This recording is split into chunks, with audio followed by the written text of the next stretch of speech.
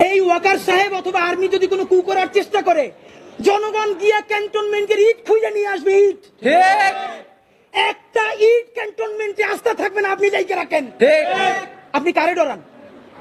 আপনি ভোট নেন। মিনিমাম 100 রিক্সাওয়ালার সাথে কথা বলেছি গতকাল পর্যন্ত, প্রত্যেকে বলে এই উপদেষ্টাদেরকে তারা বিশ্বাস করে না, কিন্তু ইনুস বেড়া ভালো।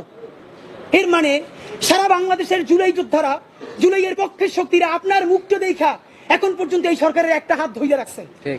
কিন্তু এই উপদেষ্টাদের কেউ কেউ ইতিমধ্যে রাজনৈতিক দল যারা সামনে ক্ষমতায় আসবে তাদের সাথে নেগোসিয়েশন করে কেউ সামনে আইনমন্ত্রী হবে, কেউ অন্যান্য মন্ত্রী হবে, কি কি হবে এইটা পাকাপোক্ত কইরে এখন তাদের জবানে আমাদের ঘোষণাপত্র লিখে দেয়। ঠিক। বিএনপি আপনারা তো আসলে কিভাবে জেনজি আপনাদের সাথে একাত্মতা হবে?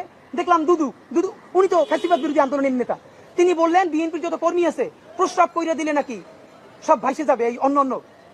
আপনাকে বিনীত অনুরোধ করি, গত 16 বছর আপনার প্রস্তাব করতে নিষেধ করছে কেডা? মানে গত 16 বছর